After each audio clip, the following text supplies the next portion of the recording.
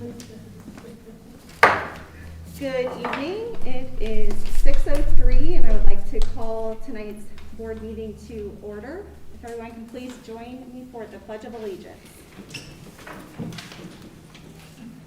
I pledge allegiance to the flag of the United States of America and to the republic for which it stands, one nation under God, indivisible, with liberty and justice for all.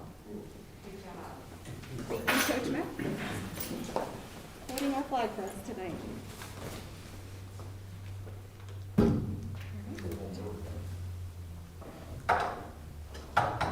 Roll call, please. Mrs. McKay? Here. Mr. Imes? Here. Mr. McCreary? Here. Mr. McInnes? Here. Mrs. Schneider? Here. All right. Before we start this evening, I would just like to acknowledge that this week is American Education Week. And so I'd just like to take a moment to thank all of our staff, secretaries, bus drivers, teachers, nutrition staff, administration, and all the others who are showing up to provide our district a good quality education and safe environment for all of our students. And as a board, we appreciate what you bring to our district each and every day. So thank you. With that, I'll turn it over to Dr. Iverson. Thank you, Mrs. Snyder.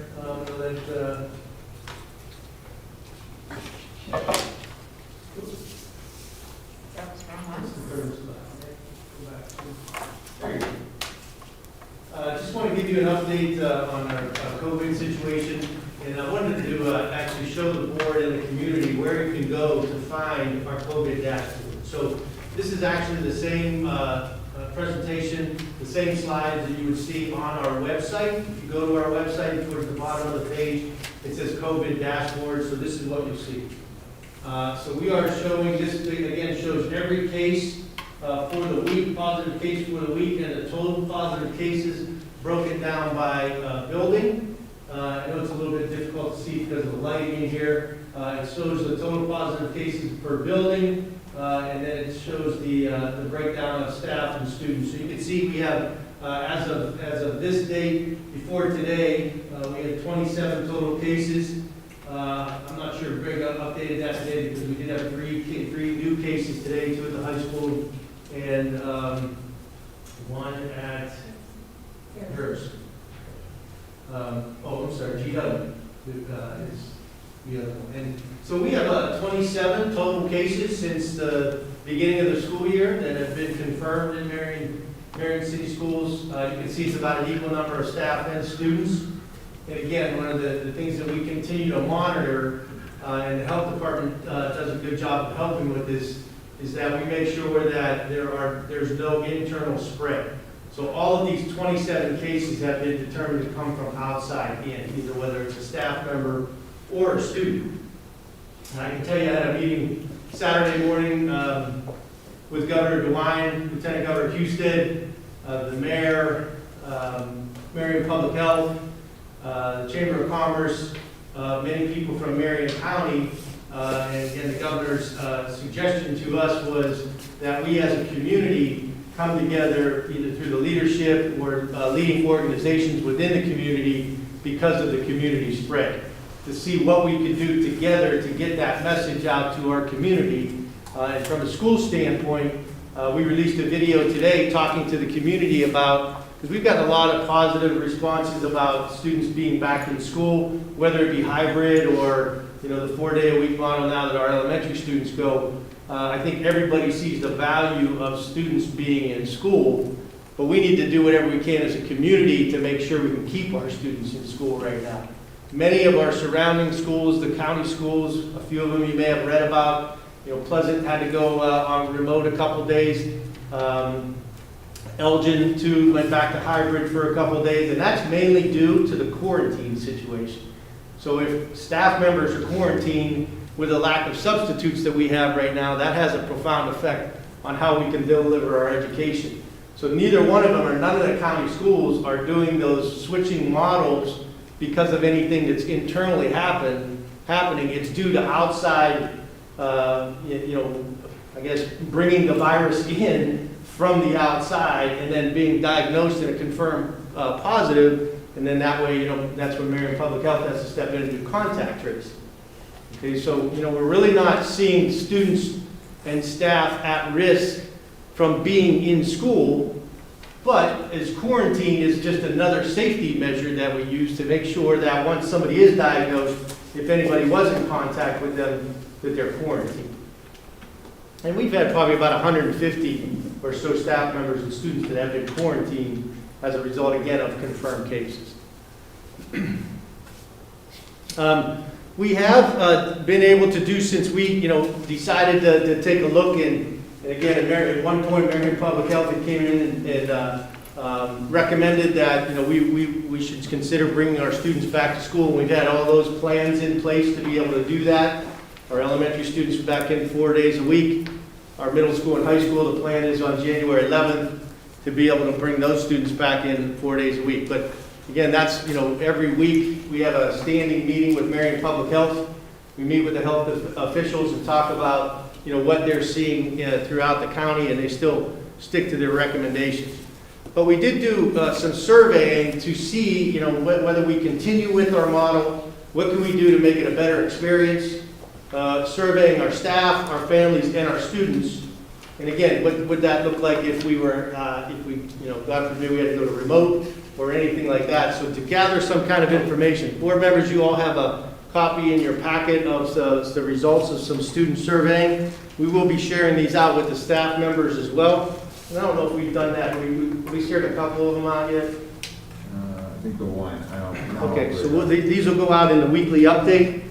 Just wanted to let you know, and if you want to click on, for example, the online parent survey. So you can scroll down and see we have some elementary, elementary students, the elementary summary, middle school summary, and high school summary broken down by students. You want to click on the elementary. Yeah. This is just parents that have talked about what it's been like, particularly for online. So these are elementary parents working with our students in K-5. And just some questions like, do you have adequate communication? What's the average amount of time spent? We asked some questions about ACELUS and how students are progressing in ACELUS. And from the parent standpoint, from almost all the way across the board in elementary and middle school, parents have a fairly good experience. Now again, I think we had a total of 90 some parents respond, so that would be, probably be about maybe a 30% response of elementary online, if you break that down. So it's a fairly decent response. But again, these are some of the things that we are taking as collecting data to help us make some determinations about, what we can do moving forward. One of the things we have learned, and again, about ACELUS for our elementary students, that, the majority of our students are satisfied, our families are satisfied with their students' progress. We do have a few students that have gone ahead and are progressing faster than what is prescribed in ACELUS, but we also have some students on the other end of the spectrum that are struggling and asking for assistance as well. And so we've tried to make sure that those needs are addressed. I know that for those students who are progressing past their expectations, that we're working with teachers in the last couple of weeks to provide that extension for some of those students. So that's just an example of some of the surveying that we have going on right now and what we're trying to do to gather some data so that we can make some decisions about how we move forward. Okay, you want to go through is it, first of all, based on that, I guess I should pause for any questions that the board might have related to anything COVID, with where we're at with cases, or anything along those lines. So is there a plan to send a survey out to the parents for the hybrid model, or was this sent to parents for the hybrid model? The hybrid. So for parents that their students are attending a hybrid model, was a survey We have not done a survey for those parents, correct? I believe that survey was only for online parents at that point in time. We have not done one yet for hybrid, Okay. just because we've changed models and we want to kind of wait till, Okay, to see what's going on with that with hybrid. okay, But that will be soon to come. okay. Thank you. Madam President, I have some comments I'd like to make, but I think I'll wait until after Superintendent is finished with his literacy report as well, because Okay. I want to comment on both of those subjects, if I might. All right, sounds good. Noted. Okay. All right, can we switch over? There you go.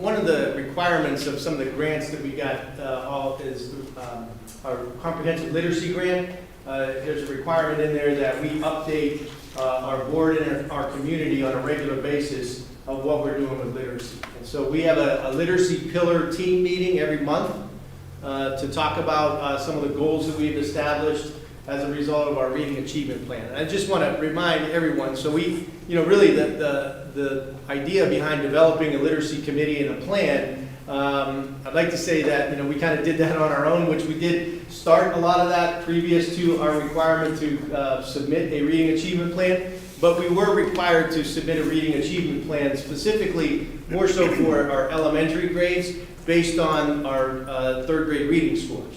And so we've had 3 consecutive years of us being below the benchmark, and so the district was required to submit a reading achievement plan. Okay. So throughout the past, and really, the plan is still somewhat of a living document, if you will, as we continue to build upon it. We set forth a structure that was aligned to Ohio's plan to raise literacy achievement.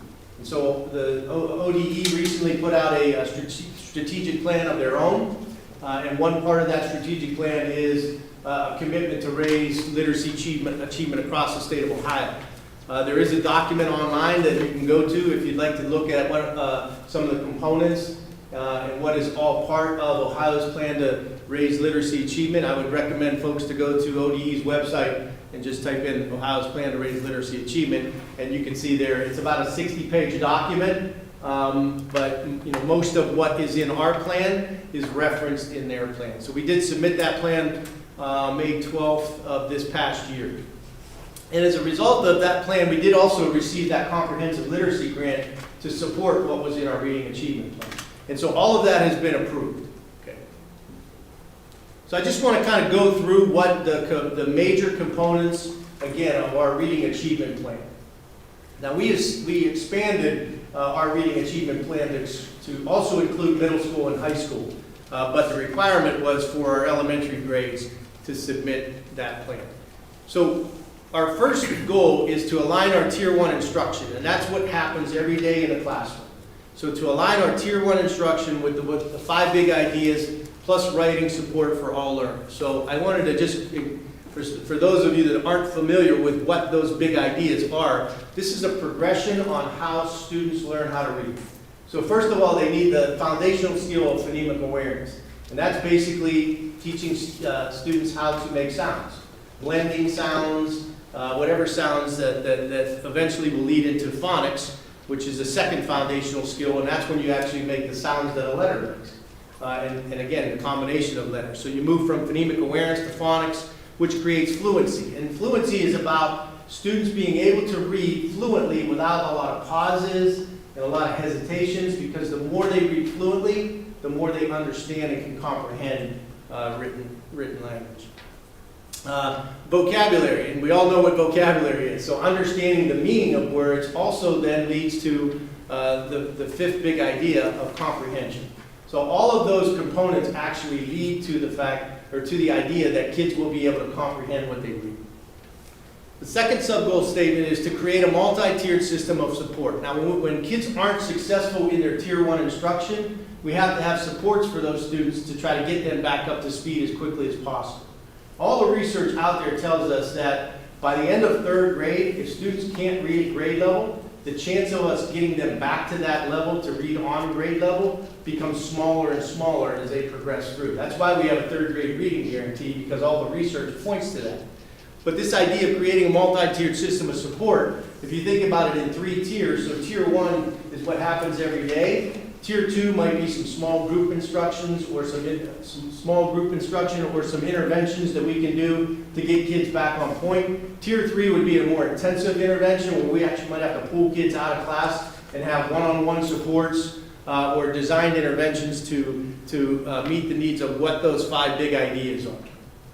That's the other piece of multi-tiered systems of support, that we want to diagnose where students have fallen short. So if it gets to the level of comprehension, and we know students just aren't comprehending what they're reading, we have to dig deeper into that to figure out why they can't comprehend. It might be a foundational skill like phonemic awareness that they need interventions on. It might be phonics, so they're not understanding what sounds, letters make. And you could see, and I'm sure if you had children growing up when your kids were learning how to read, they would start off reading very choppy. And as they progress and learn how to read more, they become more fluent, and that again leads to comprehension. The third sub-goal statement is the Ohio Improvement Process. That is basically our progress monitoring tool that we use in our district. It is required for us to use as a result of our local report card and some of our grades. So that is the process that we use to monitor our effectiveness and what's working or what's not. The Ohio Improvement Process is based on data. So when we start collecting both iReady results, state test results, common formative assessments that teachers are using in their TBTs, that's the way to monitor student success. And the last sub-goal statement is provide families and community members opportunities to acquire necessary information, knowledge, skills to support their children's literacy education at home. That was one of the areas that we determined through most of our committee work, was that we could probably do a better job of trying to connect some of those agencies and support services that exist for our students who are in birth through 5. And that was actually part of the comprehensive literacy grant that we got to help enhance that, to get more students involved in early Head Start, to get them involved in preschool, and to get more support so that they become, when they do get to us in kindergarten, they're better prepared. We do have an early literacy coordinator position that we just filled as a result of that grant. So that grant funded that position. Please just kind of, if you have a question along the way, Are there any questions? raise your hand. And so I explained most of these, like aligning tier 1 instruction and what that means. So we got, we've got a program called Haggerty that we used last year for phonemic awareness that we saw some good success with. We just implemented a phonics program this year. Unfortunately, with COVID, we weren't able to do a lot of the professional development that we would have liked to have done. So teachers have done a really good job of just taking that program and kind of learning it on their own. And the reports are that most of our teachers really like the phonics program. We tried to get a program that was very much aligned to what the Haggerty program was like, so because we knew teachers like that. Not going to go down through all of these, but and these are all on our website as well. The iReady screener is part of that tier 1. That is a diagnostic tool that we use to figure out exactly where kids are in relation to their reading problems, if you will, so that we can provide those intentional interventions for them. We do have a literacy academy now that many of our teachers are participating in. I see one there that participates in our literacy academy. The letters training is really training that is around those 5 big ideas of reading, really getting as much information to our staff members about how students learn how to read so that they can make a lot of those decisions on what to do with our kids in the classroom. Nonfiction writing. That was one actually that in the springtime, in the work that Doug Reeves has done with our district, that we recognize that many districts that are like ours, high poverty, high trauma districts that are having some success, really put an emphasis on nonfiction writing. And that's really a way to expand literacy across the curriculum as well. So if we are writing in other disciplines, in social studies and science, about, in determining how we learn those subject areas, that will also support our literacy instruction. Again, that multi-tiered system of support is really a really important part of the literacy plan. Once we get our tier 1 instruction really aligned, then this is really the next focus that we have to make sure that's in place. So those students that are struggling, what intervention is appropriate for them to bring them back up to speed as quickly as possible.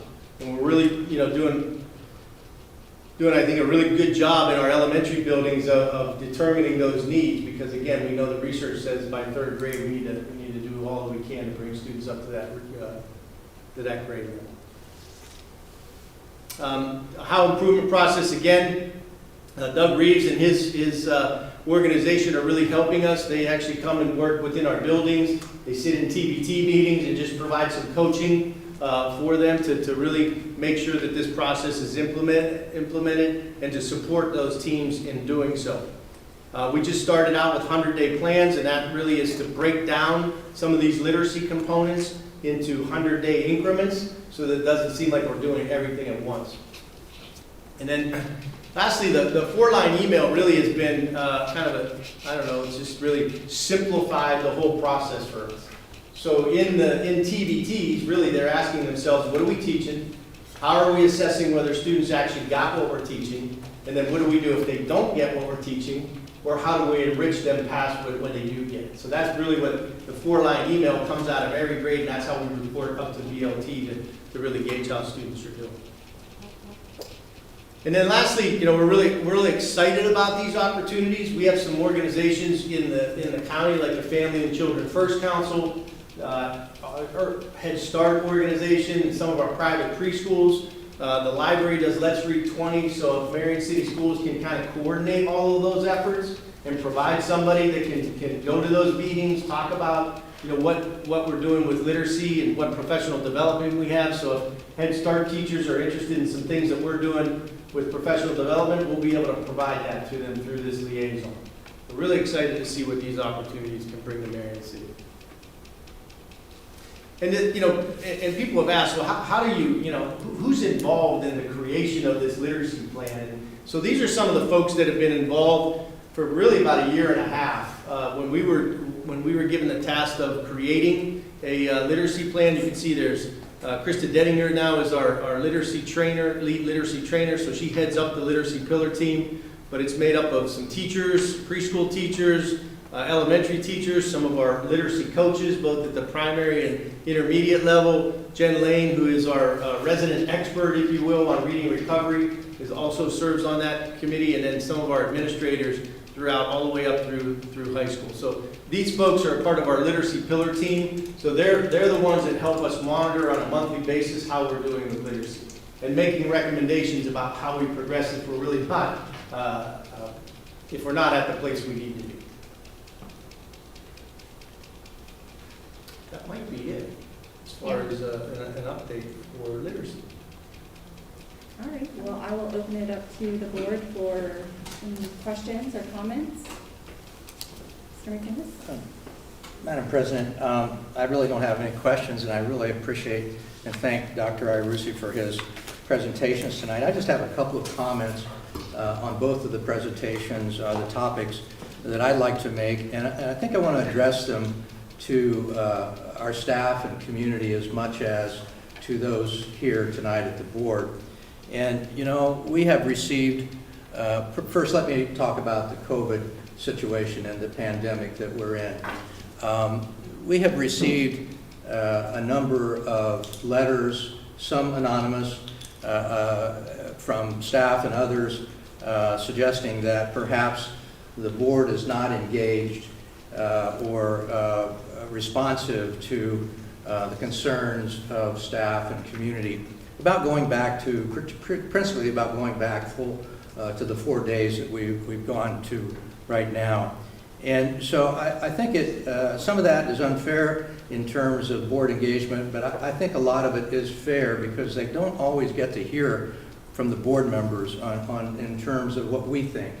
And I've been able to attend, not only receive those letters, but also attend some meetings with staff members Dr. Irucci led. And some of the comments in there were, let's hear from the board. What do you think about the situation of the pandemic and going back to the classroom?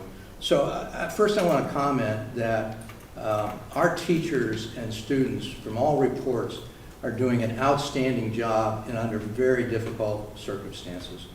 And our students are wearing their masks, our teachers are having to do extra duty to clean rooms, that our custodians are doing more, our bus drivers, our cooks. Everyone is doing more under these circumstances. Very tough situation. And I want them to know that we as a board members recognize that and appreciate what they are doing. So those reports get back to us, and we know what it is that's going on in the classroom, and very, very difficult. I, for one, support the 4-day program we're in right now and getting kids back in the classroom as quick as we can. Despite the satisfaction with perhaps some of the reports on the online surveys and so forth, I don't think anyone would disagree with the fact that kids being in the classroom is where the best learning takes place. And the studies that I've read during this pandemic is that the gap is increasing in communities like ours, where the socioeconomic disadvantaged student is not in the classroom. The gap in that learning process is getting greater.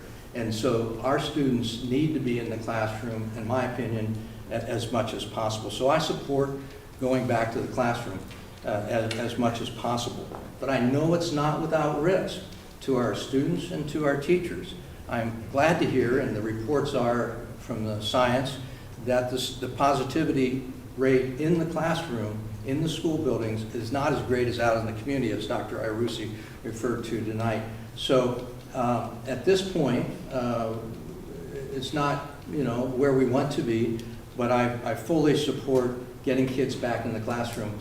And I hope that our teaching staff and other staff members know that we're doing as much as we possibly can to protect them under these circumstances. And we will continue to do that. And the moment that risk is greater than the benefit from being in the classroom, we'll, as a board, and talk with the administration and change that on a moment's notice, that we go back to online or hybrid.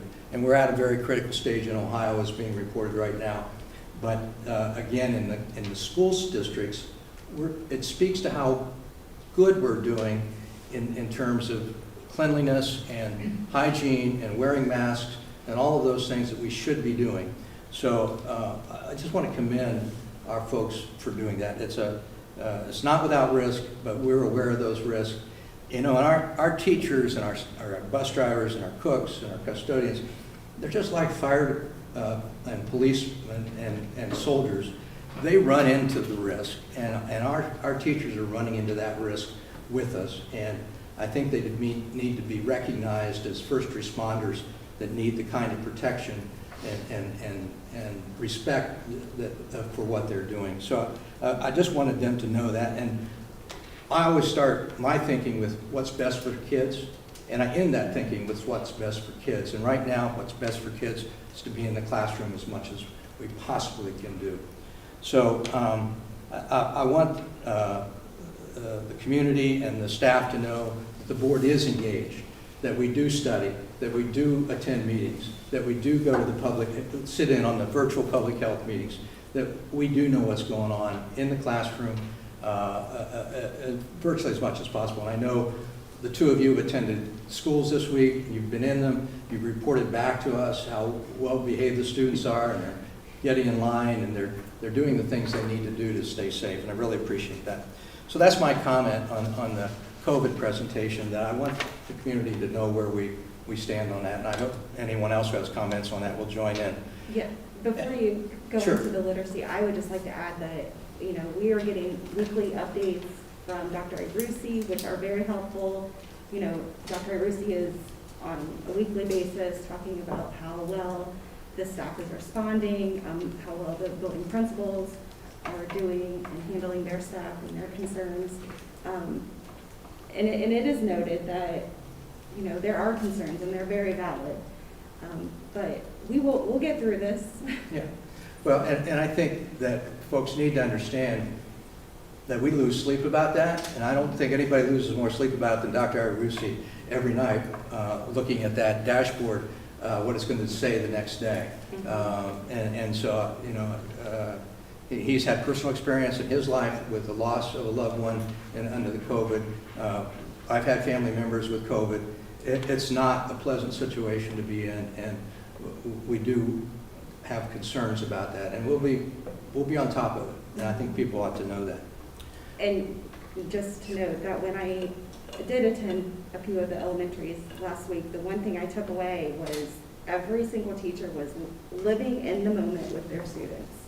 You know, it's extra work, it's extra lining up to go to the restroom or go to fill up your water bottles and be in your lined up, you know, assigned line and so forth, but every teacher was in the moment, and it reminded me, inspired me to be a better board member, so Good. I just appreciate all the work that is being done. I also wanted to say I was able to get to 2 elementaries last week, and I fully expect to get to some more this week as well. And there were a couple things I wrote down that I noticed immediately. It was the kindness of our staff, of all of our faculty, everyone in the building, how they were so kind to our students. You know, students were very attentive. And I know some of these buildings, they don't have the most attentive students sometimes, and they have a lot of challenges. But those little kids were very resilient and learning and attentive to what their teachers were saying. And I so appreciated that. But I also saw in the eyes of our teachers how stressful this really is, because you don't always know what's going to walk in the door that day, or what's going to happen to your children or to the folks in your homes. And so I really wanted to say thank you to them for working so hard. It was an emotional couple visits with some teachers, and I just want them to know, all of our teachers, I want them to know how much we care. We don't run for school board because, you know, it's going to give us a really fat paycheck at the end of the day. We do it because we love kids. We want student learning and achievement to improve, and we care for our teachers. So, thank you. Thank you, Sally. And I had an opportunity to get to one elementary building last week, and I echo some of the observations you must have had.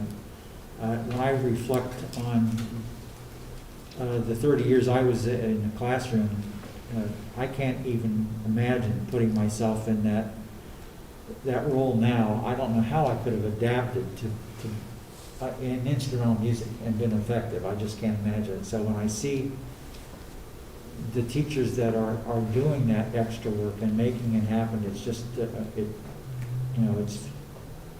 it's very humbling. And I know throughout this so far, throughout this whole COVID pandemic, we've done more research, I think, as a board, and been more involved in decision making than we ever have been.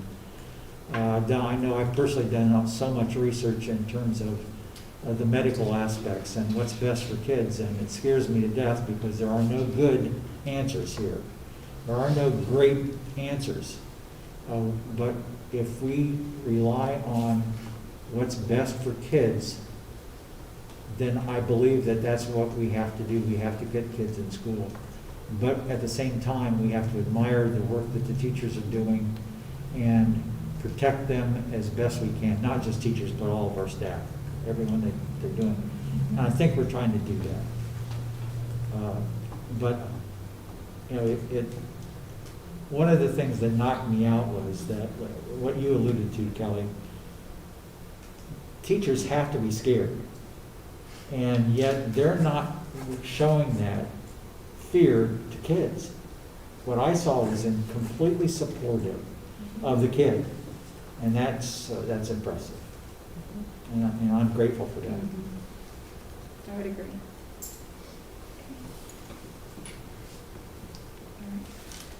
May I Back to comment you. on the literacy Yes.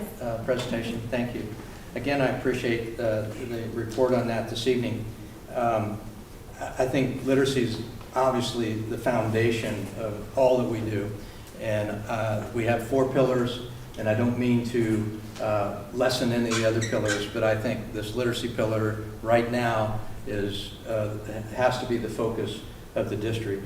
And I've been impressed and fully support the literacy plan that has been adopted, even though it was done during the pandemic, and one of our, we'd have a hand tied behind our back in terms of getting the input of some of the teaching staff and others that we wanted to do during that time. But the literacy plan is there. We've got the staff to put it in place. My only comment about it at this point is to think about all of the initiatives that we are doing. I'm privileged to serve on the curriculum committee right now, and we're doing an awful lot in this district beyond the pandemic and in spite of the pandemic, and that people may not realize that we are developing career pathways in the pandemic, that we have a think tank that goes on in the summer where our teachers share with one another. We are working on standard-based grading. We've got, Dr. Irucci mentioned the 100-day plan progress that has been developed and we're working through.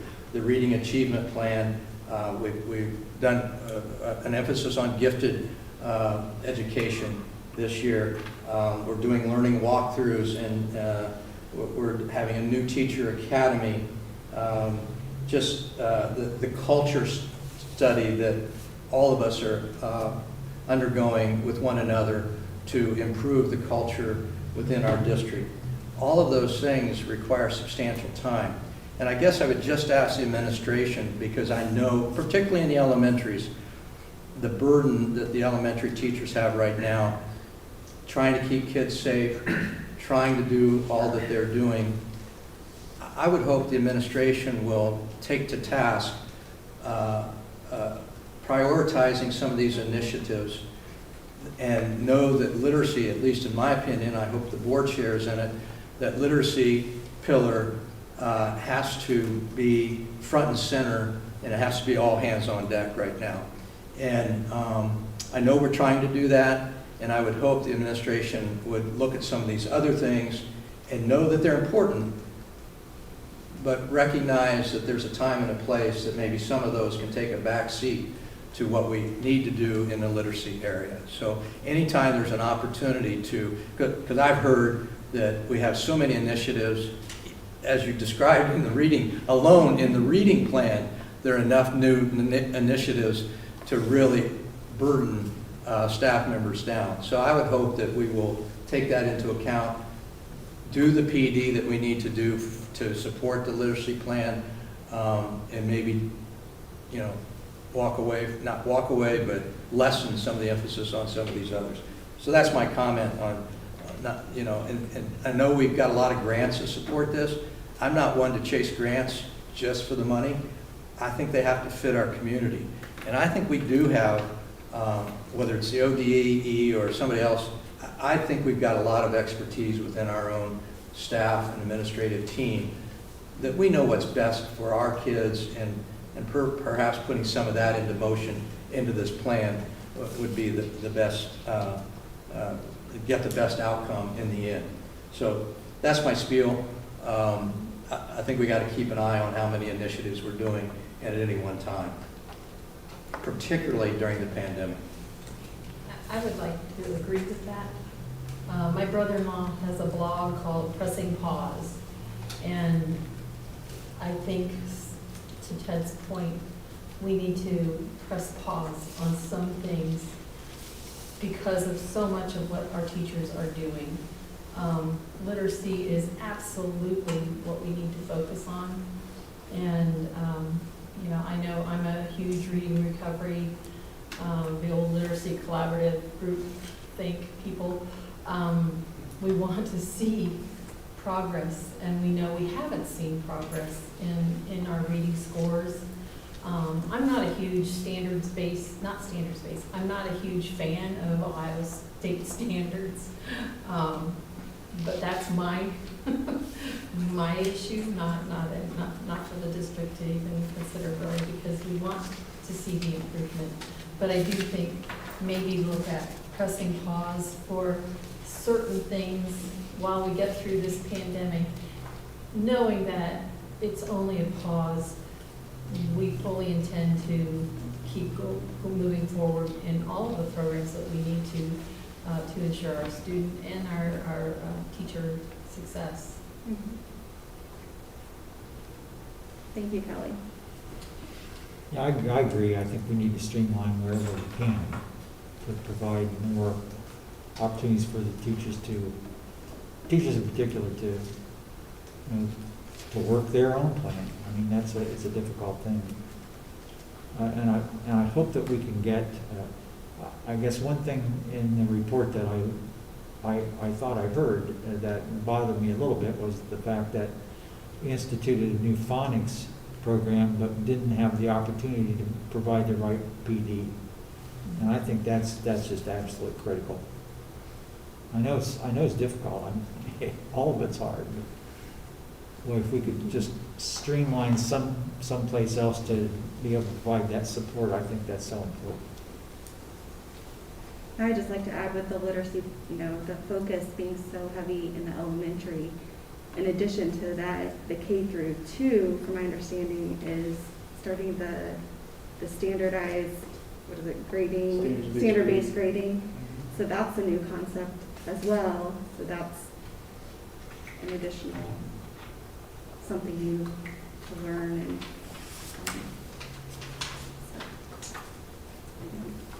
And any other comments or questions? Great. Thank you, Ron, for those updates. With that, we'll move to the Assistant Superintendent's report. So I have two items that I want to share. So the first one is really just circling back to something that we talked about last month. So last month we talked about the Family Engagement Collaborative.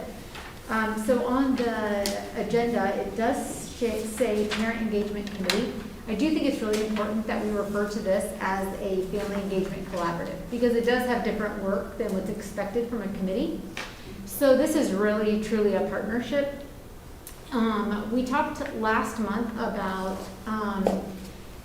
rolling this out in terms of an application, and really we were hoping to get that application out around that time last month. A couple of things happened that were really critical in terms of that pressing pause. One, we were releasing the survey, actually a couple of surveys to parents that we really did want some feedback from. And so again, in terms of timing, that really needed to be the focus. The second thing that we were doing was wanting to make sure that we truly were able to make sure that this collaborative also met the needs of some of the other things that we had in the district that required some very intentional family planning. So a few of our grants also require some family engagement activities. And so we wanted to make sure that the collaborative truly reflected those goals as well. So we didn't go back to the drawing board, but wanted to make sure that those things were more seamless within the collaborative. So you have in front of you a packet. It has a little brochure. You can read this at your leisure. You don't need to read this now. We're still tweaking some of the information, but we wanted to make sure that there was some additional information so that when our family members chose to apply, they would have a bit more information on the background, the intent behind the family collaborative, what they could expect if they were a collaborative member. And so you'll find that within this. What you don't see here is the application. We did do that in the Google form. I am certain there is a way to print that would have made it easy for you to read.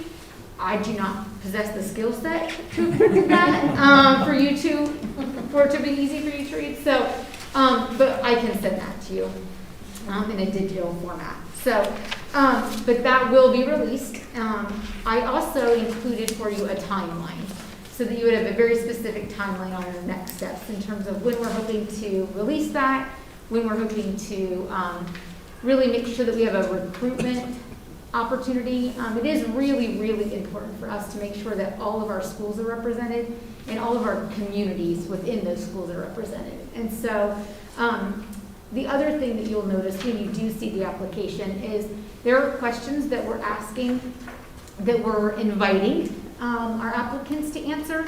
And that's really to ensure that we truly do, even within the applicant pool, we have a variety of perspectives. And so that's really critical among that ready-made group. Our first meeting is planning to take place in January. I'm not even suggesting that it will be face-to-face. We're going to plan all of these in Zoom format with our first opportunity to potentially meet face-to-face at the June board meeting, when that family collaborative would be able to sort of give you the first update by then. So, are there any questions that I can answer about that? You can certainly feel free to read over the material. Again, it's all in draft form for now. And then if you have any questions, certainly just let me know. Okay. The other update that I have is just in terms of, from an enrollment perspective, we are going to release I'm calling it a survey for now. It's more of just a very simple question. So if you remember correctly from the summer when we asked our online parents and guardians about their intent, they were to sign up online for either a semester or for the full year. So we are going back to those families and asking their intent again. Is it to remain online, or is it to come back at semester time? So we're asking all of those parents, even the ones that had committed for the full year, we're asking them just to sort of recommit so that we can get numbers. We're hoping to have all of that information by December 4th so that all of the buildings can plan accordingly. Obviously, there are staffing implications, there are classroom, class size implications to that, so it's really important that we have a better gauge of that information. So that will roll out next week so that we have an opportunity to follow up over the next couple weeks. Okay. All right, are there any questions for Mrs. Lawson? Okay, if none, we will move on to the treasurer's report. We can have a motion to approve the board minutes from October 5th and October 19, 2020. So moved. Second. Thank you, Mr. Imes. Roll call, please. Mr. Imes? Yes. Mr. McCreary? Yes. Mr. McInnes? Yes. Mrs. McKay? Yes. Mrs. Schneider? Yes. All right. Next, we'll move on to your presentation. Okay, so, did you want to take a motion and then do the presentation? Or just- Sure.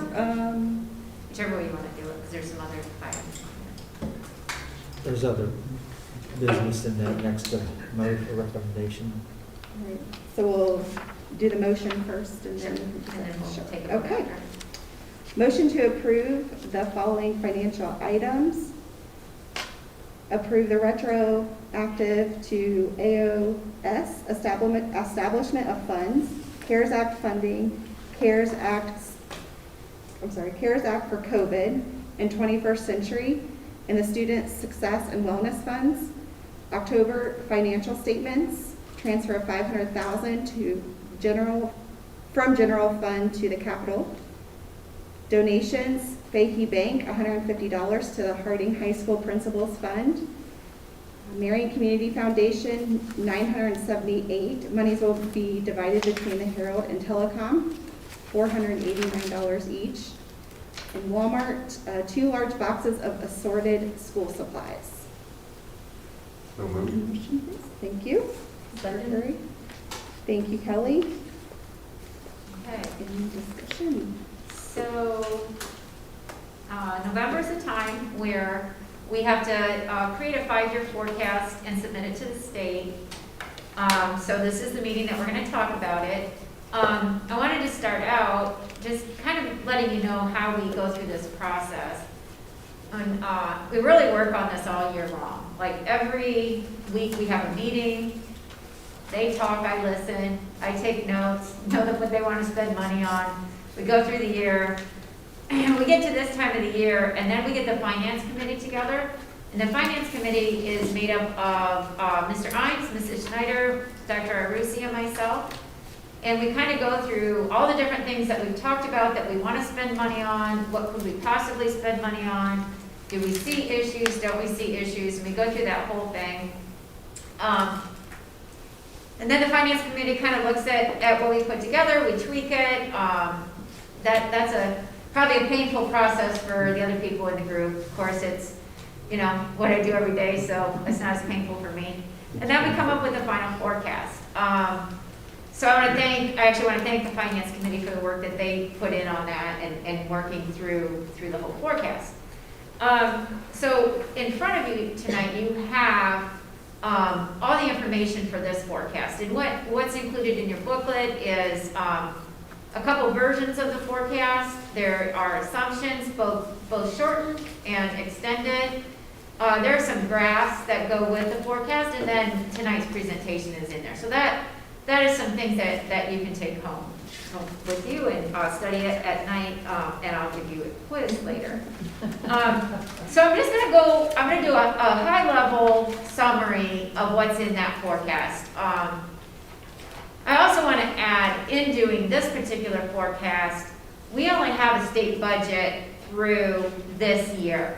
So anything beyond this fiscal year is a complete unknown. We truly have no idea what direction the state will go through. 1 month I'll hear, the revenues are doing really well. The next month, hey, we're going to have a deficit, but we're not going to cut your funding. So it's just very difficult beyond this year to have a lot of really good sense. But we're going to talk about this year. So there are 4 big categories of revenues that we have. And on this sheet, I kind of talked about the changes between last year and what we expect this year. And really, in our forecast, in calendar year 20, there was a revaluation in the city of Marion. So our real estate taxes will reflect that we had an increase, and it's because of that revaluation. Part of that increase came in fiscal year 20 from the first half of calendar year 20. The rest of it comes in the second half of calendar year 20, which is fiscal year 21. So you'll see a change on the very first line of local taxes. That'll be higher this year than it was last year. The next line, which we just actually found out about last week, is our local revenue is going to be increasing this year because we are going to get a dividend from Bureau of Workers' Comp. You guys probably don't remember, but last year we received 2 rebates. We received back what we had paid in fiscal year 17, or calendar year 17 and calendar year 18. Right around the time COVID hit, the governor said, we're going to give those funds back. Fiscal year 21, they decided to give us back calendar year 19's premiums. And just about a week ago, they also passed a dividend that we were going to get. So that makes our local revenues go up this year. We can't anticipate any of that going forward because we're pretty much caught up to any rebates they possibly could be giving us at this point. Our state foundation this year should have remained exactly the same as last year, except in June, when all the charter schools put their final enrollment numbers in, we received some money back in fiscal year 21 from those charter schools. And it's kind of like, if you remember, when we had our own charter schools, and you might report a kid, but at the end of the year, if it's an online school, that one kid might end up being 3/4 of a kid. So we got about $100,000 back from that, and that's why you'll see that line of state foundation going up just a tad. And then the last line on here is some other state revenue, and that went down just a tad because the casino revenues went down. So they closed all the casinos up, so that revenue goes down. So that's the big picture of where our revenues are from last year to this year. Just a couple comments on that, just as a reminder. Last year, our revenue was frozen, and then it was decreased right at the end of the year by $552,000. Our revenue this year is at that same level of where that decrease came in. There is a proposal for a new funding mechanism through the state. That funding mechanism will take quite a few years to implement. It's not included in this forecast. At the very end, I'm gonna just briefly touch on it so you know what's included in that, but there's nothing with that in this forecast. All the future funding and all future revenues in this forecast remains exactly the same as fiscal year 21, minus that BWC rebate and dividend that we talked about. Also, in this forecast, we also received some additional student wellness and success funds, which is a nice chunk of change for us. That was a 2-year budget initiative for years 20 and 21. In this forecast, we're assuming we're not going to get those funds because that's outside of all the other funding that we get from the state. So our revenue went up a little bit in 21 versus 20, and it was thanks to the BWC rebate we received. So then I want to talk about, where we spend our money. So our salaries pretty much go up every year. Well, there's steps built in, there's salary increases built in. However, back in about May or June, we sat down as a team and really went through all of the grants that we had, all of the funding that we had outside of the general fund, and how could we maximize that funding to alleviate some of the expenses in our general fund, because our true goal at that time was to make sure we kept everybody employed. So how can we make sure everybody stays employed and use, a lot of strategy into how we can pay for all that through different grants that we had. The next line is benefits, and our benefits are going to go up this year versus last year. And I know you're thinking, oh, we got a new insurance plan, they should go down. Our benefits aren't going to go down, but what our benefits are going to do is not go up at the level that they would have if we didn't change our plans. Additionally, in this forecast, because we're still going to have to pay our run-out claims, we're not exactly sure what that's going to look like. We built some of that into this just to cover ourselves to make sure that we had enough money. The next line is our services, and that number has gone up, and that number has gone up mostly because our charter school numbers have gone up. And I'm going to touch on that in a minute, but that's a significant increase in our services, because if you remember, we get the money in revenues, but then we have to pay it back out like a bill. So that's a service that we have to pay. And then our supplies are going up because we're planning on what's going to happen when our COVID money and our PPE money goes away in December.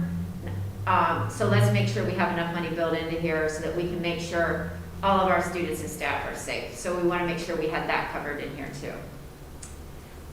So here is a chart about the kids leaving our district. And I want you to go to the far right in fiscal year 20.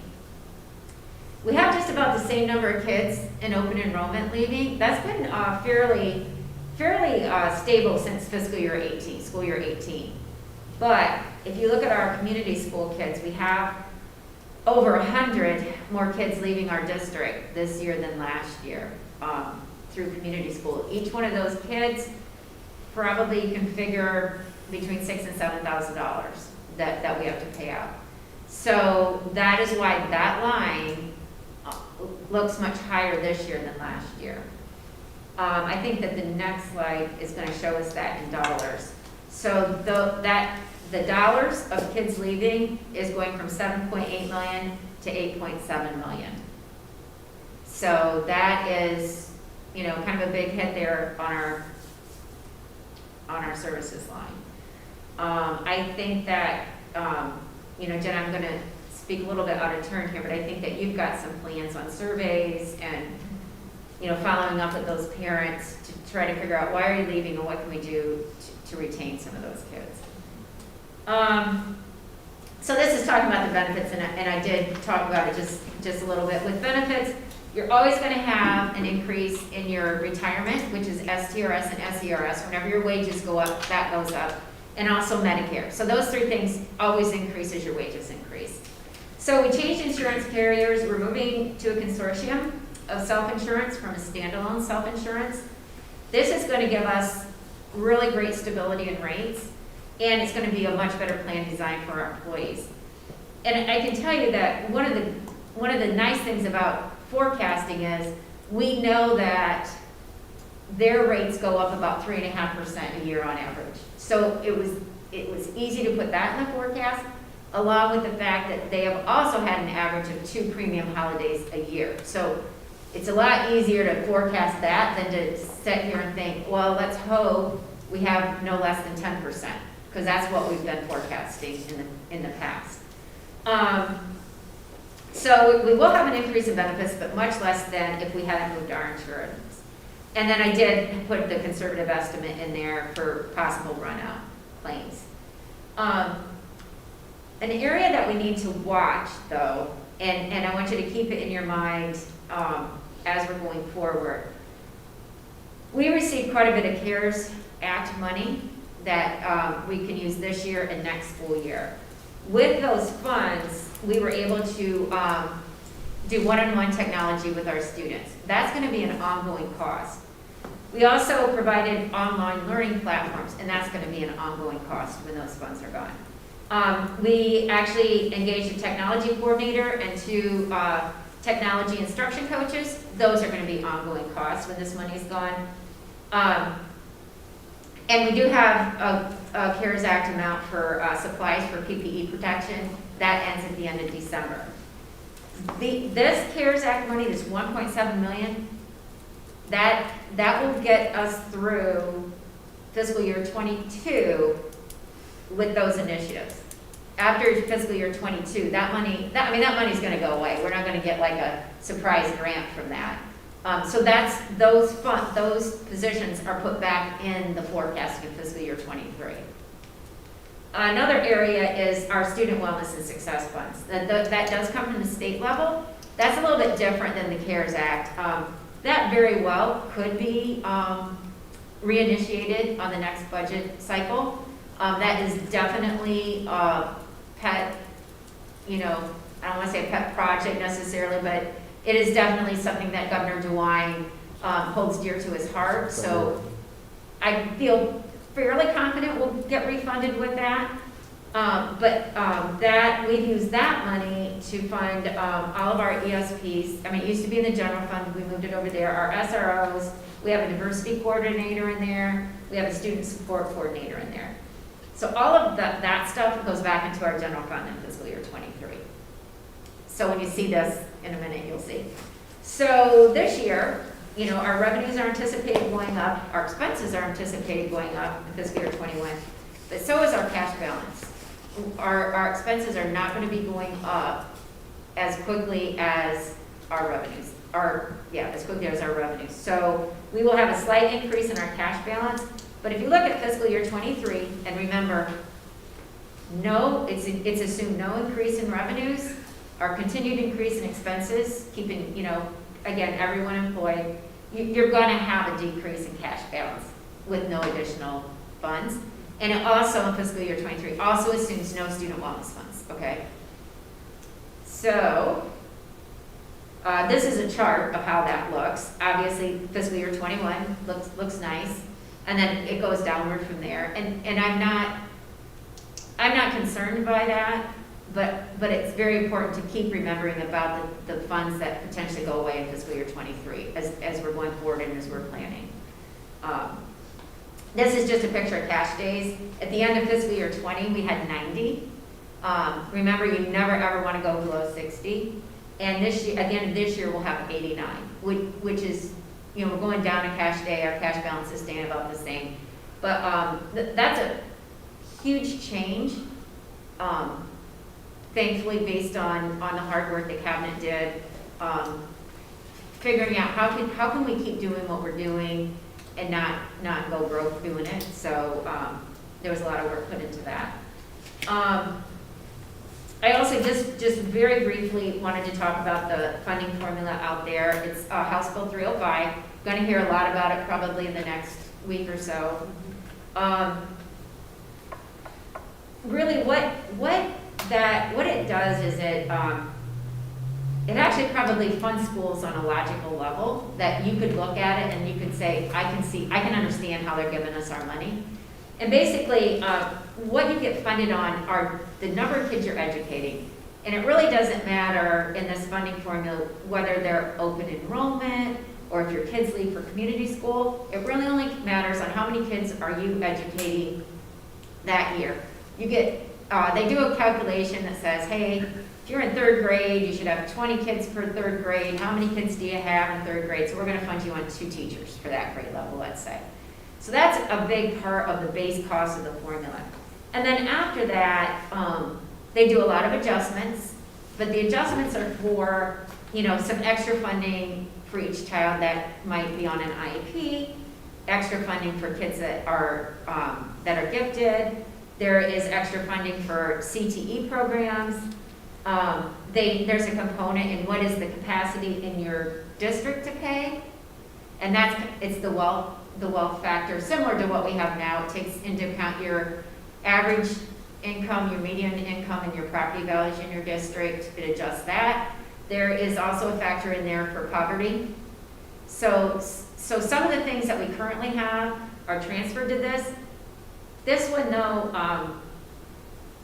when you look at it, it just makes a lot of sense, and it's logical in the way that they did it. There's some other components in there that they want to fund. They want to fund technology so that we can make sure everybody has technology.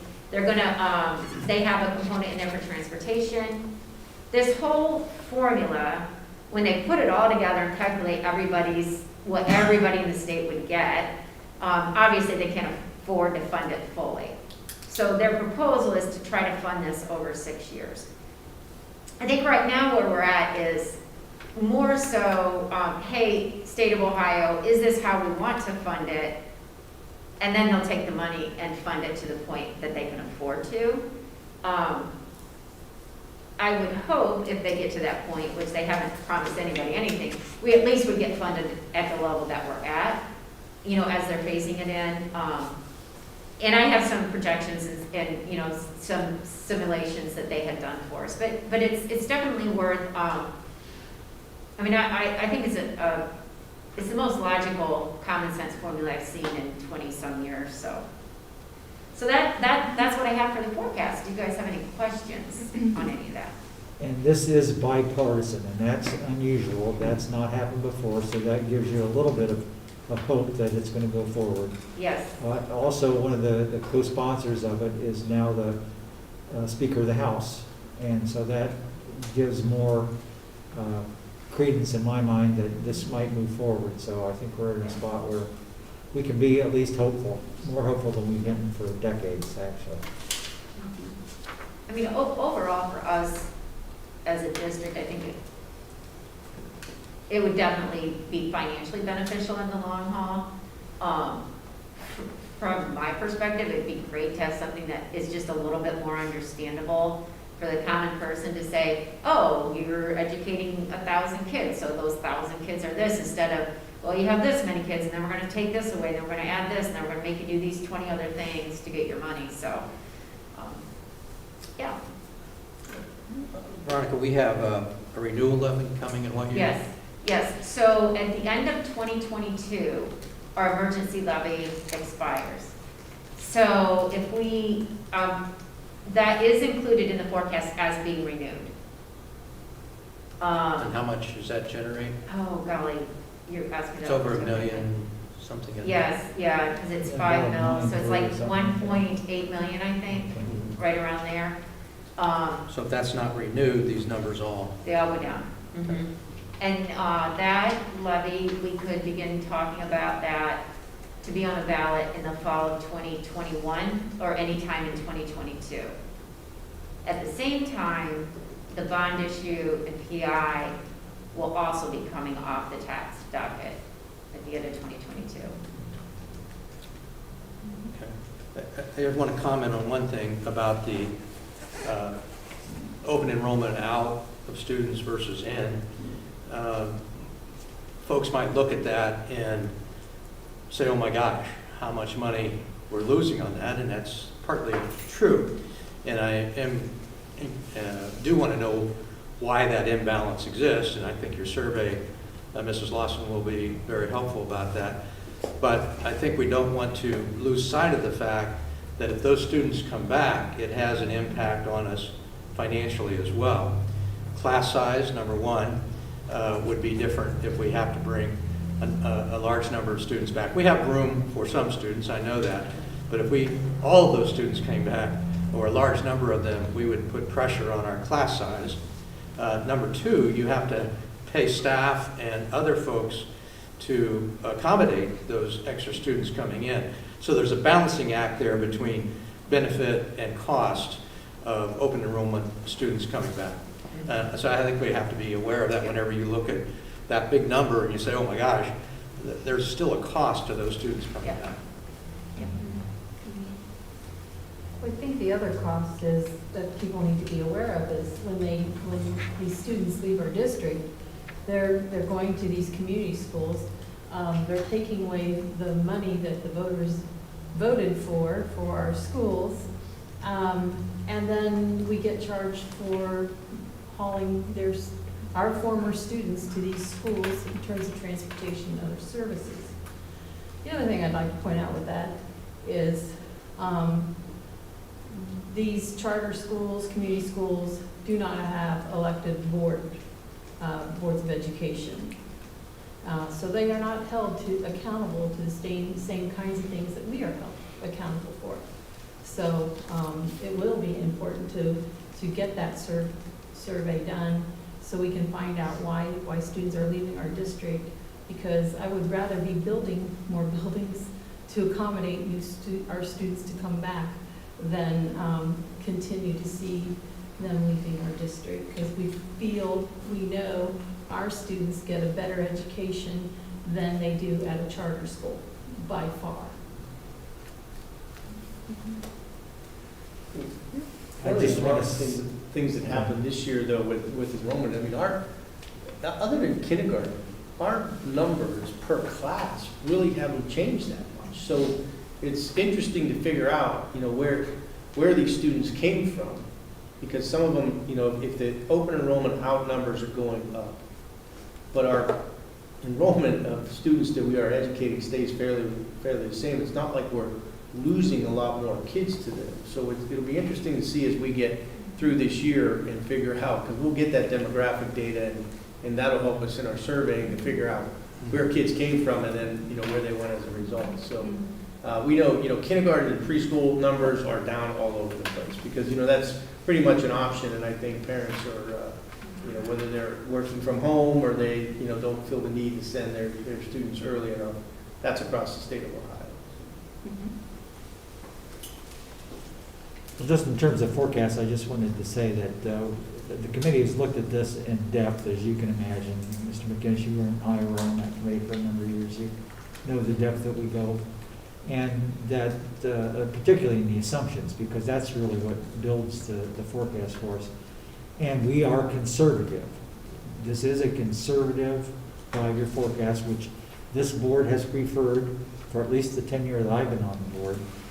But there are a lot of potential income sources as we go through this 5-year period that makes us hopeful as well. So we recommend that this 5-year forecast be approved. One area I think maybe where we're too conservative is the reservation of funds for permanent improvements. Someday we'll need a roof, someday we'll need new parking lots, and we're not necessarily setting money aside for that in any restrictive way.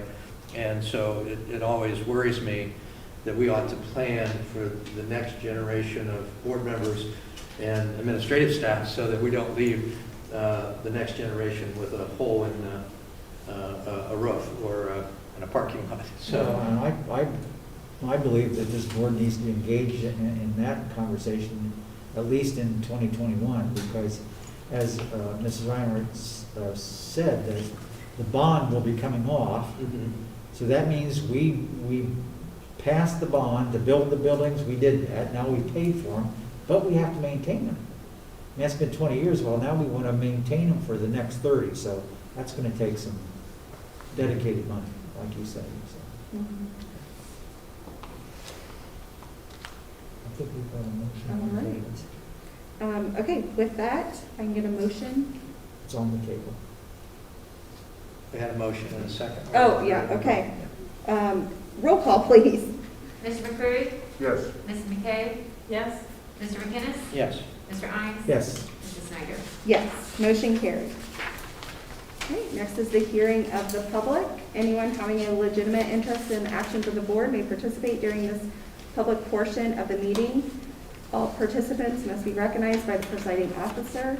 When we ask to identify themselves, limit comments to no more than 3 minutes and address all comments to the presiding officer. With that, we have Mrs. Rollins. Where should I stand? I think Mr. Mullins said. Yeah, right there. Okay, I'm here. All right, first I would like to say thank you for those of you that have been in the buildings. It means a great deal to our teaching staff. And I'm Jamie Rollins. I'm speaking on behalf of the Marion Education Association tonight. And I want to start by saying the things that you noticed about my friends and colleagues and the certified staff is true. They are talented, they are committed, they are dedicated, they are hardworking. But I also need to tell you, we are overworked and stressed past our capacity right now. And just like you said, we can't always understand the research you have done until you share that with us. I'm not sure you understand what we are living through on a daily basis as a teaching staff in this district without sharing that with you too. That's what I hope to accomplish. We are in agreement. We work at Marion City Schools. In-person education, we believe, is the absolute best for kids. We don't work for a virtual academy. We know that what we do in person with kids is the best way to educate. But these are not normal times, and these are not normal circumstances. These are way past anything that we have been trained in, way past anything we can even predict on a day-to-day basis. So although we are in a complete agreement, we also know there are no good answers, no good decisions for anybody, and that includes you, parents, community. We are all truly struggling in this time.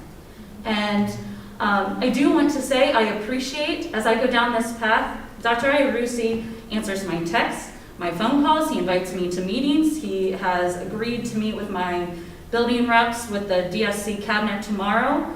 I appreciate that open ear. But we still need to recognize there is absolutely nobody that understands what we are doing as a teaching staff right now because nobody has taught in this type of situation.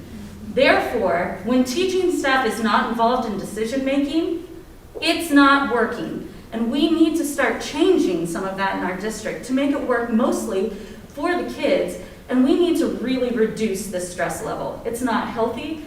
Our emotional states of being are way past. What you observed in my colleagues at the elementary level is true. There is nothing we would not do for kids. We are teachers in a generation where we know we could be a human shield at any minute for a school shooter, and we would do it willingly. But when we talk about we are stressed to the max, we are. I can't imagine being in the elementary right now, trying to teach with the barriers, the masks, and the shields on those kids. At the same time, I appreciate that Marion City Schools is taking our safety seriously. But does it make it a game changer? Absolutely. And things that we are not necessarily being consulted on is how we move forward. Going back 4 days a week, the teachers really did not have much of a voice on the plan that was set out. So I really want you to understand the distancing issue. There are some classrooms where unless the teacher is out the door, we can't distance to a safe area to not get quarantined. We understand that quarantining staff puts a huge burden because there are not substitutes. But to emotionally place that stress and sole responsibility on us, we also cannot help that we are also parents, members of a community, and also have to be in other situations in our community. Those are real things, and that stress of that responsibility on us is elevated, especially at elementary, because they're the ones that can't get distanced far enough on a regular basis. Other things, we talk, and I have had teachers, I want you to know, throughout the course of this meeting, when you said press pause, literally they are texting me saying, They hurt us. We cannot take more initiatives right now. We have to focus on scope of control. I would love to do a million things right now differently in my classroom, as with the rest of the teaching staff, because we just know it would be better if we could do things within a certain reason. We know the phonics program is great. Our teachers buy into it. We believe that standards-based grading is a wonderful place to go, but we cannot do it. We just can't. Those elementary teachers, K through 2, I commend them, but they're human. They are not superhuman. We cannot, as a district, continue to put this level of stress on people. And that's who we are as a staff. We are people. And we are your community members. We are your friends. We are the people that go to these after-school events to support our students. We are people, and we need this stress level to be accommodated. Just recognize we are in a pandemic. Good teaching has to look different. And it is. And some of it is impressive, and it will have lasting effects that we never could have predicted. Our knowledge on technology is growing significantly.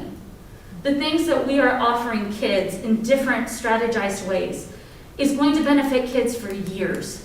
So we are not just losing out on some of these programs. We are gaining in other areas. But right now, when you say press pause, please help us get that change. Our staff needs it. We cannot continue to do this for the rest of the year. As we watch numbers climb in our community as well, the big question is, what are we doing between Thanksgiving to New Year's? We really are concerned, and I need to share that with you. We know that families are going to gather. We do know that although spread is not happening in the schools, it is happening in those forums. And we just would like to have that be something that you recognize we are concerned with as well. I think that that's really what I wanted to share today on behalf of my friends and colleagues, and I want to remind you that I am not an administrator right now. I have a lot of respect for Dr. Iarusi. The weight he bears on his shoulder is significant. The weight you bear on your shoulders is significant. The classified staff is doing things at incredible levels too. I've seen great work out of the people in our district. So if we can just boil it down to we are people, and we need to respect what is within our human capacity right now, we will make it through. And if we can't make everything perfect, we will still work our darndest to be the best teachers, classified staff, administrators, but it's okay to press pause right now. Thank you. Thank you, Jamie.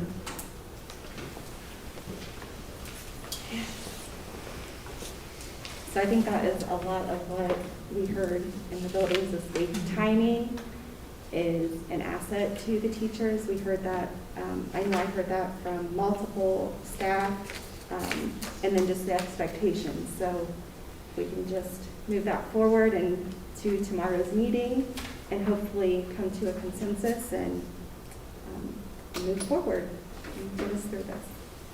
All right. Next, Mr. Press.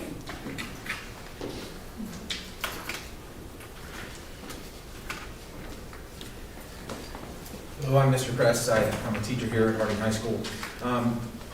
We wanted to talk about something that was brought up here.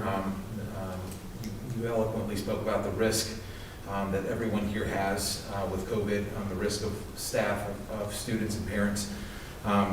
One of the things that the governor had mentioned in his address last Wednesday was that if you can work from home, you need to be working from home if it's feasible. And my question is, as a district, we have staff that have elected to take on the roles of working with just online students. We have some staff members that work behind the scenes that maybe not work with students, but they're all being required to come into the buildings on a daily basis. If we're talking about reducing risk, not only to their families and themselves, but also other staff members here and other students here, why are we not permitting them to work from home? Thank you. Thank you. Dr. Rusi, you have a... And, those aren't easy decisions to make. We tried to, from the beginning, make sure we had for some of those employees that we had that were most vulnerable, to give them that opportunity to teach, our online students in a separate location so that we can more isolate them, not necessarily being at home, but we're taking care to make sure that some of those people are separated more from the rest of the staff. We went through a period where the entire district was working from home, and honestly, we struggled to get through it. I give, again, a lot of credit to our staff, our certified and classified staff, for their diligence in keeping this district up and running. There are provisions within the law, that allow folks that are vulnerable, that can't, if it's not the right time, or not the right place for them to be, then they have the opportunity to take some of those provisions that were provided for them. And we try to work on an individual basis with as many as our staff members as we can, but we still have to keep some consistency amongst our employees as well. And so we have done that also. I wish I had a better answer to, having that opportunity for folks to be able to do that, and really trying to keep the district afloat and doing what we have to do on a regular basis to educate our children. I want to just also comment, and Jamie and Betsy's here too, members of the MEA and our classified staff. We talk a lot. We still don't talk enough. We talk probably every day. We try to, as much as possible, share information as we get it so that we're well informed of how and why we're making decisions. I've seen it too. I was out into the buildings yesterday and in the classrooms and watching, the students behind the dividers, and, I watched somebody try to fill up water bottles in a kindergarten classroom, which was interesting to see that, with kids with their masks on and all those things. So, it's just not anywhere close to being the same. So it's difficult from my standpoint, and I'm sure yours as well when you think about this, trying to make sure that we provide the necessary education for our students in the same time trying to keep our staff safe and helping to mitigate, some of that stress. And we've tried to do the best we can. There's always areas of improvement. We have listened on some occasions about some things, like we reduced the number of evaluations and some other, and we can continue to have those conversations as we learn more about what we're doing and keeping the conversations open. That's why we're going to meet those folks tomorrow to talk about, how we can figure some of these things out together. So I appreciate them. I appreciate the work that OPSI's done, and I too fully understand and am aware of the stress levels that our entire staff and our students are at, by the way, dealing with all this. Dr. Irucci, what would be the triggering event that would, and I don't, Thanksgiving's going to occur, and all we can do is plead to the public to practice all that they've been teaching us to do during this period, but we know that families will not always do that. Canada had a bad event, after their Canadian Thanksgiving for that very reason. So what would be, should we pause but go back to hybrid right after Thanksgiving for a week to see, to give that time period? What would be a trigger for you that we would do that? Because we're not going to know until a few days after Thanksgiving. The trigger for me has always been the recommendation of the health department. That's why we keep in constant communication with them. Here's the issue with our kids too that we have to consider. This came right out of the governor's mouth on Saturday in my meeting with him. Is that all of this they're trying to keep schools open as much as possible. Right. Because again, not only do our students benefit from being in school education-wise, but because we follow protocol, we are actually reducing for our children the amount of effect that the virus has had in them while they're in school. Our kids don't get the virus from in school. They get it when they go to their family gatherings without their masks or some other event that, when folks aren't following protocols. That's just the truth. The fact of the matter is that.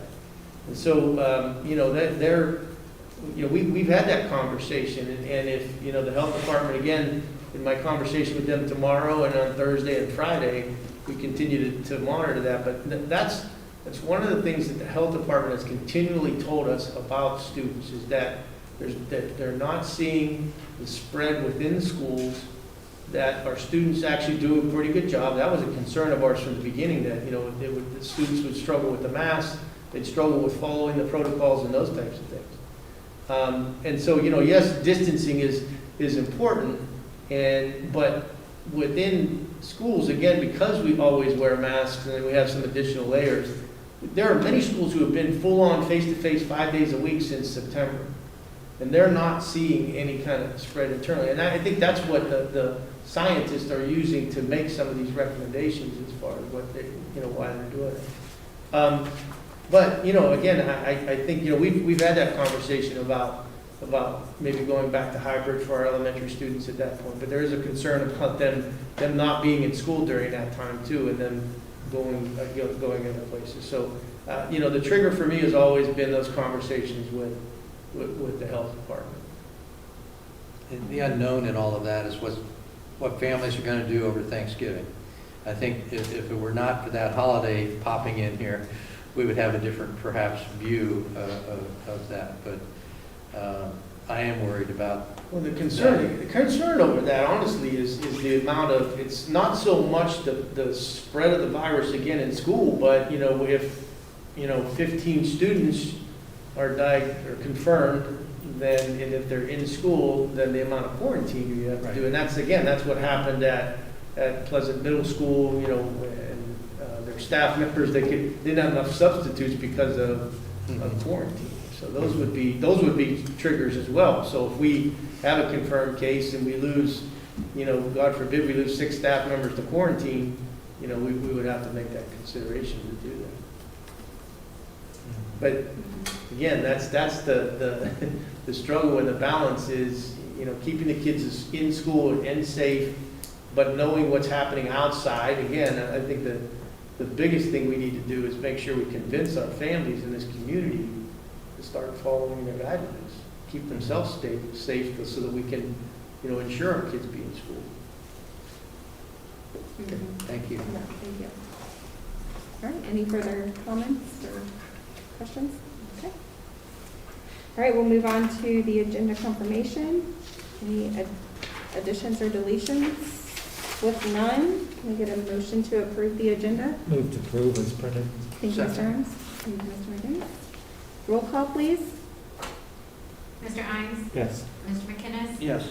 Mr. McCreary? Yes. Mrs. McKay? Yes. Mrs. Snyder? Yes, motion carried. Move on to new business line items. Dr. Irucci recommends the approval of the reappointment of Mr. McCreary to the Tri-Rivers Board of Education effective January 1, 2021 through December 31st, 2024. Motion, please. So moved. Thank you, Mr. McInnes. Second. Thank you, Kelly. Any discussion? None. Roll call, please. Mr. McInnes? Yes.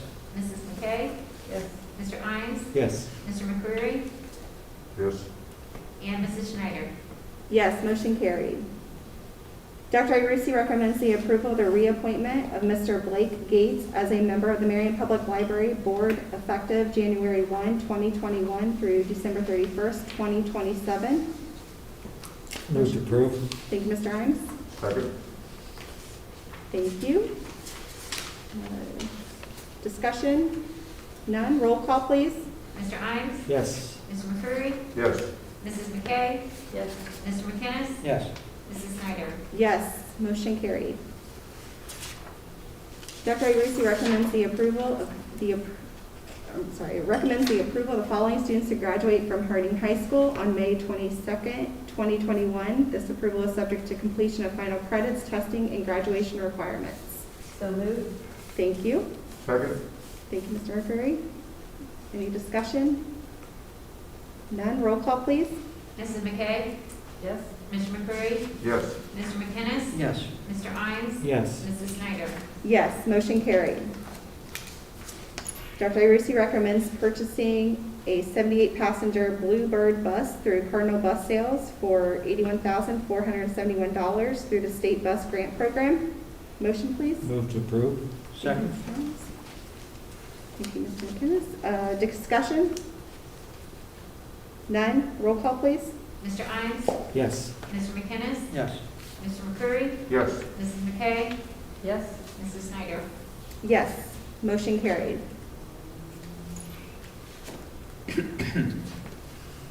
Dr. Irucci recommends the approval of an agreement between Marion City Schools and the Education Service Center of Central Ohio for deaf, hard of hearing services for 2021 school year. Motion, please.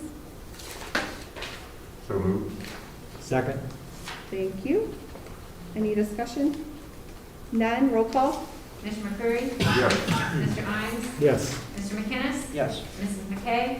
Yes. Mrs. Snyder? Yes, motion carried. Dr. Irucci recommends the approval of statement of work between Marion City Schools and the Education Service Center of Central Ohio for orientation and mobility services for 2021 school year, retroactive to September 1st, 2020. So moved. Thank you. Second. Thank you. Discussion? None. Roll call, please. Mrs. McKay? Yes. Mr. McInnes? Yes. Mr. McCreary? Yes. Mr. Imes? Yes. Mrs. Snyder? Yes. Motion carried. Move on to the consent calendar. All matters listed on the consent agenda are considered to be by the board to be routine and will be enacted by the board in one motion in the form listed below. There will be no discussion of these items prior to the time the board votes on the motion unless members of the board, staff, or public request specific items to be discussed and removed from the consent agenda. The superintendent recommends the approval of all consent agenda items. Employment is specifically conditioned on and subject to successful backgrounds, receipt and final administrative review for all application records, and receipt of all other necessary documentation. With that, motion, please. I'll move to approve the consent calendar. Second. Thank you. Is there any discussion? None. Roll call, please. Mr. Imes? Yes. Mr. McCreary? Yes. Mrs. McKay? Yes. Mr. McInnes? Yes. Mrs. Snyder? Yes. Motion carried. All right, we'll have, the next is the board announcements. Our next board meeting is on December 14th at 6 p.m. as a location here at Harding High School, most likely in the community room. And then move on to the committee reports. Any committee reports? I can report on the Diversity and Equity Committee. We met for the first time last month, and the purpose of this committee is to discuss equity and inequity in our district. The advisory group is to inform stakeholders of the diversity and equity and inclusion work that we are currently doing in the vision moving forward. And our next meeting is actually tomorrow on that. And then what was discussed in the very first meeting was the possibility of training equity building champions. And so Johnny Jackson is leading that group, and the thought would be for him to train a building champion in each building and then do 1 to 3 trainings each year. So, do you have anything to add to that, Coach Mack? Hope I can get in this time. Yeah. All right.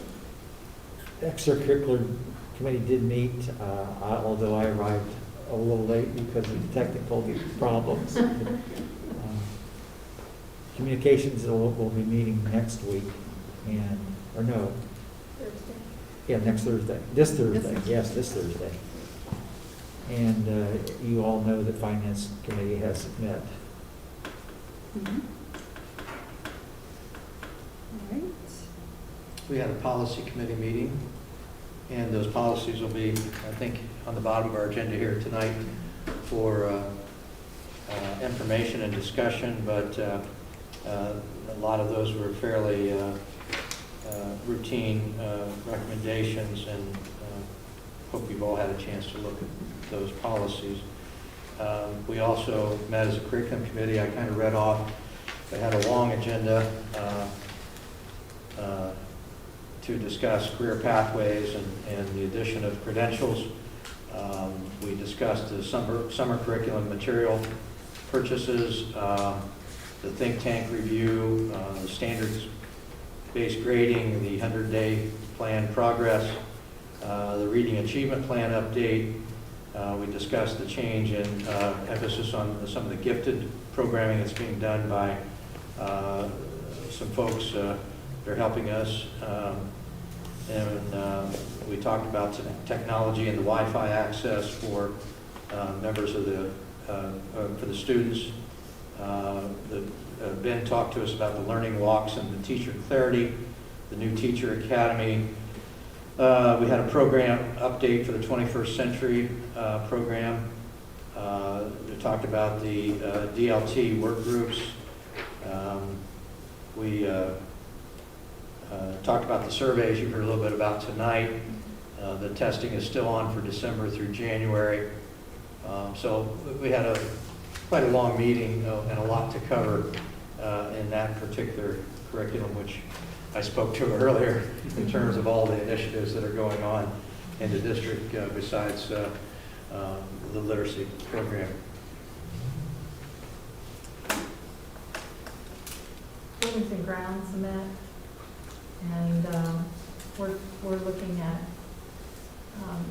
improving some of the facilities that we have. We know we have some issues with baseball, the bleachers over there, and some other issues. Soccer field needs some steps to go up and down the bleachers. There's some other things that are happening over there. So when we talk about some setting aside money for some of these things to be improved, it's not only classrooms and the physical buildings, but it's also our fields, and getting those to improve and to meet a certain standard of just, I don't know what you would call it now. But just making sure everything is safe and looks good. I know we have issues about possibly adding a tennis court, and so that's being reviewed as well. That would be over a grant. Okay. Is it, did they discuss building and grounds, the tennis courts? Is that Yeah, this meeting we're gonna- coming up? Yeah, we got Coming up, what's on there for that? on Wednesday. Oh, coming this Wednesday? 7 o'clock. Right. Okay, Right. good. And are they going to do any more at the Indian Mountain Woods area? I noticed they started cleaning one corner, but there's a lot of piles of trees laying there and so forth. Are they going to do more, or are we done? No, there is plans to do more. I think there was actually the availability of the person doing the work there for a while that started that, and then, but there are still plans in different phases. I mean, the first plan was really to clean up around the fence, to get it, from branches that were hanging over and those kind of things. I There's noticed still- they took down some dangerous trees, yeah. Down some of those, but there's still a lot more cleanup that has to go on as far as what's on the ground and. Yeah. My only comment about the tennis court, if they would expand the tennis court by one, Right. I really don't want to see us to lose the basketball I don't either. facility, because that was something when we built the fitness center years ago. Mhm. We had to move it from over there Right. to over here and to where it is now. And if we kept that up a little better, I think kids would use it in the summer. And when you had that meeting where they're finding things for kids to do in the summer, that certainly would be something that we should retain. And so part of, when you talk about that cost, I think we have to talk about the expansion there of the tennis Right. to the basketball as well. I 100% agree.